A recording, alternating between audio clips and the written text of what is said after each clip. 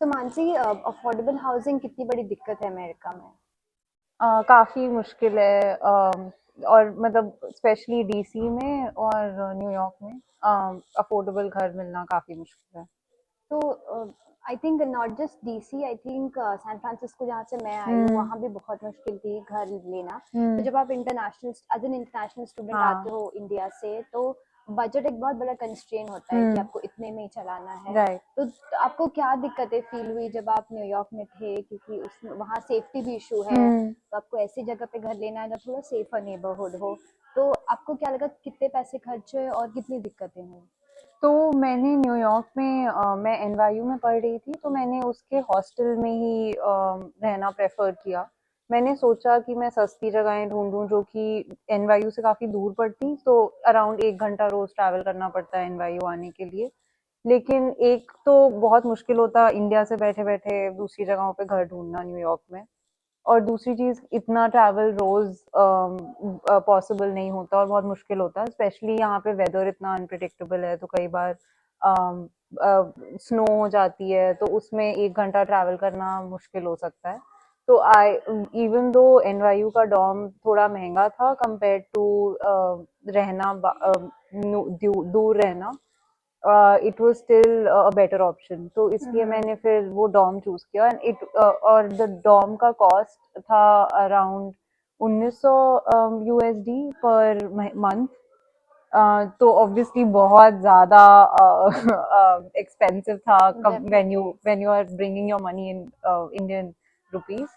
But वो मुझे लगा कि वो वर्थ इट है, क्योंकि एक तो वो सेफ्टी कंसर्न नहीं था बिल्कुल, और कम्यूट का कोई चार्जेस नहीं था, and it was the easiest option. But अगर मैं अब जैसे डीसी आई हूँ, तो यहाँ पे मेरे पास टाइम था जगह ढूंढने का, तो मैं थोड़ा सस्ती जगह ढूंढ पाई। ठीक है, तो तुम्हें अभी टीएमएच थॉमसन मार्कफोर्ड हॉल थोड़ा सस्ता लगा जो हम्म। तुमने बताया, तुम्हें ये कैसे मिला? और तुम्हारे अभी सैलरी के कितना हम्म। कितना परसेंटेज तुम्हारा रेंट और हम्म। ग्रोसरीज में चला जाता है?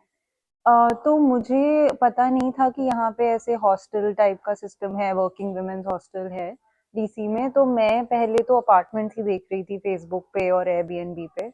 फिर मेरी एक फ्रेंड है जो डीसी में काम करती है, 1 साल से काम कर रही है, उसने मुझे बताया इनके बारे में कि 2 डॉर्म्स हैं डीसी में। तो पर इनमें एप्लीकेशन प्रोसीजर होता है, इनमें ऐसा नहीं कि आप आए, आपने चूज किया और बस घर देखा और ले लिया।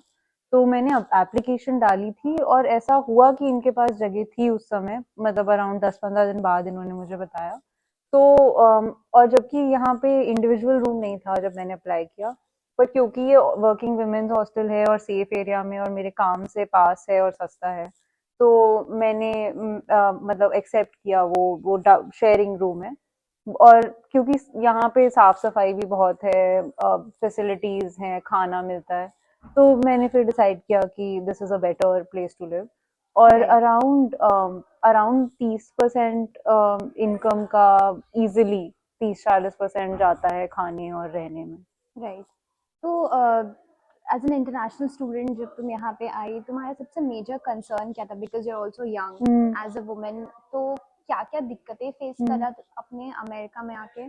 और क्या लगता है अभी क्या इश्यूज हैं जो as a young women you face every day when you hmm. Commute?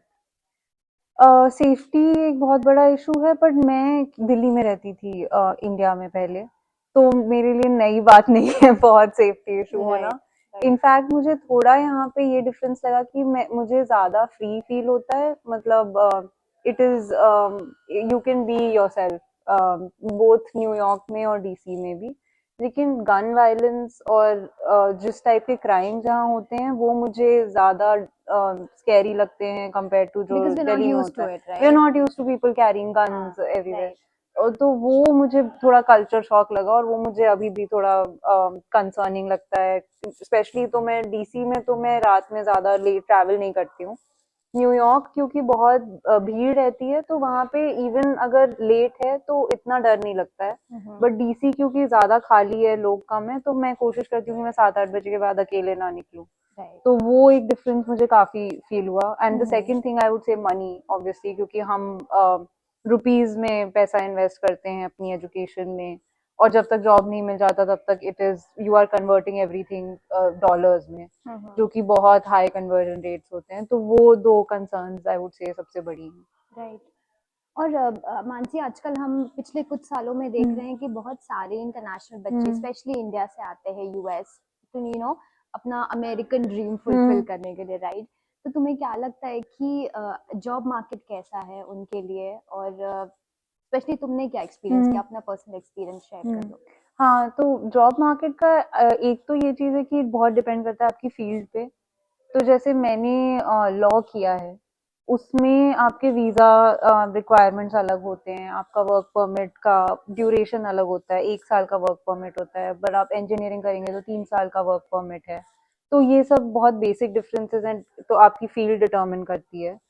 और दूसरी चीज, जॉब मार्केट ओवरऑल, मैं जहाँ तक अभी तक मुझे सेंस मिला है, बहुत अच्छा नहीं है, क्योंकि कोविड के बाद बहुत ज्यादा हायरिंग हुई थी, एटलीस्ट मेरी फील्ड में ये था। और मैंने सुना है कि इंजीनियरिंग में भी ऐसा था कि कोविड के बाद बहुत ज्यादा हायरिंग हुई थी सरप्लस में। और अब वो कंपनीज के पास, क्योंकि इतने ज्यादा लोग हैं, तो अब वो हायरिंग उतनी नहीं हो रही है, और ले ऑफ्स हो रहे हैं। ले ऑफ्स भी हो रहे हैं। तो अभी तो जॉब मार्केट मुश्किल है। और दूसरी चीज ये है कि वीजा रूल्स मुश्किल होते जा रहे हैं अमेरिका में, स्पेशली इंडियंस के लिए। और वो मैंने खुद भी एक्सपीरियंस किया रिसेंटली, जो मैं जॉब करने वाली थी उसके साथ भी। तो वो एक बहुत अनसर्टेनिटी है, इलेक्शंस आने वाले हैं, क्या चेंजेस होंगे पॉलिसीज में, वीजा पॉलिसीज में। तो ये आप कॉन्स्टेंटली एक उसमें रहते हैं, मतलब यू कांट बी श्योर कि आप कितने टाइम हैं और क्या करना है आगे। राइट, एंड उसकी वजह से स्टेबिलिटी भी नहीं फील बिल्कुल होती। नहीं फील होती है स्टेबिलिटी, इज अ बिग, हाँ, you have to be prepared कि काफी अनसर्टेनिटी होने वाली है। राइट, एंड स्पेशली अपने गवर्नमेंट चेंज होते ही आपको लगेगा कि नए गवर्नमेंट से नए पॉलिसीज आएंगे and how exactly, it's gonna affect me. Exactly. तो और डेफिनेटली। हम इलेक्शन ईयर में मिलना काफी मुश्किल है। तो I think not just DC, I think San Francisco जहाँ से मैं आई हूँ वहाँ भी बहुत मुश्किल थी घर लेना। तो जब आप international as an international student आते हाँ, हो इंडिया से, तो बजट एक बहुत बड़ा कंस्ट्रेन होता है कि आपको इतने में ही चलाना है। राइट। तो आपको क्या दिक्कतें फील हुई जब आप न्यूयॉर्क में थे, क्योंकि उस वहाँ सेफ्टी भी इशू है, तो आपको ऐसी जगह पे घर लेना है जहाँ थोड़ा सेफर नेबरहुड हो। तो आपको क्या लगा, कितने पैसे खर्च हुए और कितनी दिक्कतें हुई? तो मैंने न्यूयॉर्क में मैं एनवायू में पढ़ रही थी, तो मैंने उसके हॉस्टल में ही रहना प्रेफर किया। मैंने सोचा कि मैं सस्ती जगहें ढूंढूं जो कि एनवायू से काफ़ी दूर पड़ती, तो अराउंड 1 घंटा रोज ट्रैवल करना पड़ता है एनवायू आने के लिए। लेकिन एक तो बहुत मुश्किल होता इंडिया से बैठे बैठे दूसरी जगहों पे घर ढूंढना न्यूयॉर्क में। और दूसरी चीज, इतना ट्रैवल रोज पॉसिबल नहीं होता और बहुत मुश्किल होता है, स्पेशली यहाँ पे वेदर इतना अनप्रिडिक्टेबल है, तो कई बार स्नो हो जाती है, तो उसमें 1 घंटा ट्रैवल करना मुश्किल हो सकता है। तो आई, इवन दो एनवायू का डॉर्म थोड़ा महंगा था कंपेयर टू रहना दूर रहना, it was still a better option. तो इसलिए मैंने फिर वो डॉम चूज किया। एंड और द डॉम का कॉस्ट था अराउंड 1900 यूएसडी पर मंथ। तो ऑब्वियसली बहुत ज़्यादा एक्सपेंसिव था definitely. When you are bringing your money in Indian rupees. But वो मुझे लगा कि वो वर्थ इट है, क्योंकि एक तो वो सेफ्टी कंसर्न नहीं था बिल्कुल, और कम्यूट का कोई चार्जेस नहीं था, and it was the easiest option. But अगर मैं अब जैसे डीसी आई हूँ, तो यहाँ पे मेरे पास टाइम था जगह ढूंढने का, तो मैं थोड़ा सस्ती जगह ढूंढ पाई। ठीक है, तो तुम्हें अभी टीएमएच थॉमसन मार्कफोर्ड हॉल थोड़ा सस्ता लगा जो तुमने बताया, तुम्हें ये कैसे मिला? और तुम्हारे अभी सैलरी के कितना कितना परसेंटेज तुम्हारा रेंट और ग्रोसरीज में चला जाता है?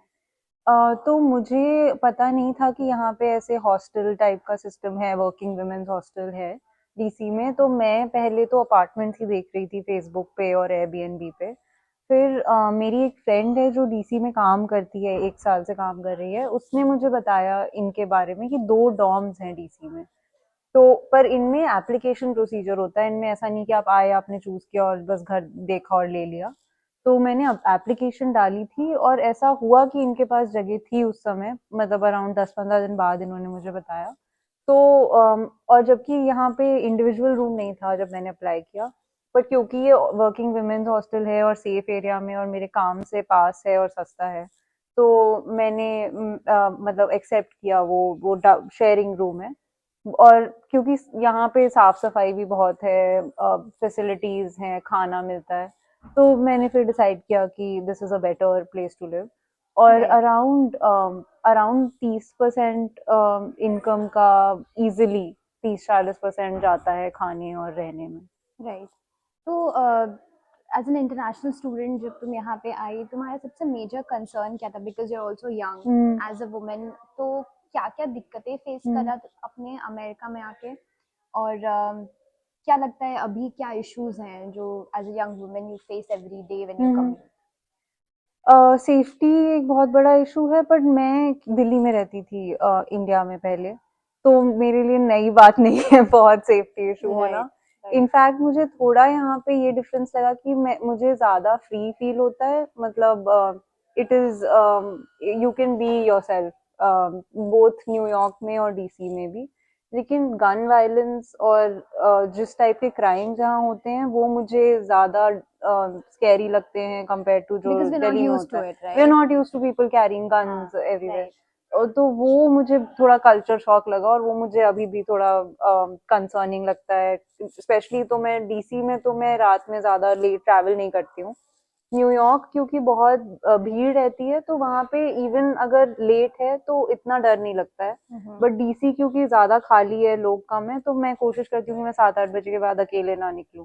राइट। तो वो एक डिफरेंस मुझे काफी फील हुआ। And the hmm. Second thing I would say money, obviously, क्योंकि हम रुपीज में पैसा इन्वेस्ट करते हैं अपनी एजुकेशन में, और जब तक जॉब नहीं मिल जाता तब तक it is you are converting everything dollars में, जो कि बहुत हाई कन्वर्जन रेट्स होते हैं। तो वो दो कंसर्न्स आई वुड से सबसे बड़ी हैं।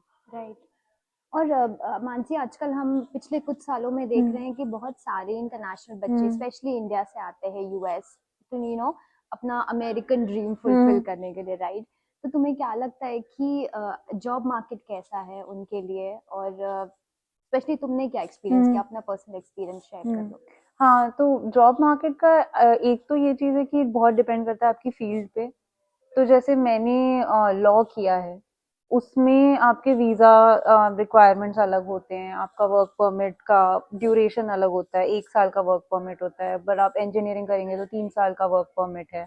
तो ये सब बहुत बेसिक डिफरेंसेस हैं, तो आपकी फील्ड डिटर्मिन करती है। और दूसरी चीज, जॉब मार्केट ओवरऑल, मैं जहां तक अभी तक मुझे सेंस मिला है, बहुत अच्छा नहीं है, क्योंकि कोविड के बाद बहुत ज्यादा हायरिंग हुई थी, एटलीस्ट मेरी फील्ड में ये था। और मैंने सुना है कि इंजीनियरिंग में भी ऐसा था कि कोविड के बाद बहुत ज्यादा हायरिंग हुई थी सरप्लस में।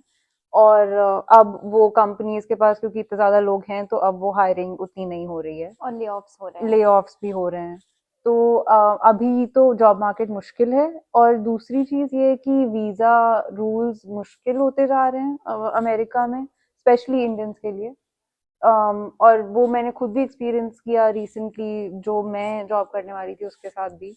तो वो एक बहुत अनसर्टेनिटी है, इलेक्शंस आने वाले हैं, क्या चेंजेस होंगे पॉलिसीज में, वीजा पॉलिसीज में। तो ये आप कॉन्स्टेंटली एक उसमें रहते हैं, मतलब यू कांट बी श्योर कि आप कितने टाइम हैं और क्या करना है आगे। राइट। एंड उसकी वजह से स्टेबिलिटी भी नहीं फील बिल्कुल होती। नहीं फील होती है स्टेबिलिटी, इज अ बिग, हाँ, you have to be prepared कि काफी अनसर्टेनिटी होने वाली है। राइट। एंड स्पेशली अपने गवर्नमेंट चेंज होते ही आपको हम्म लगेगा कि नए गवर्नमेंट से नए पॉलिसीज आएंगे and how exactly it's gonna affect me. Exactly. तो और डेफिनेटली इट्स हम इलेक्शन ईयर में हैं, तो अभी नवंबर में इलेक्शंस हैं, तो वो बहुत क्रूशियल टाइम है कि आगे क्या होगा, पॉलिसीज कैसे चेंज होंगी। राइट।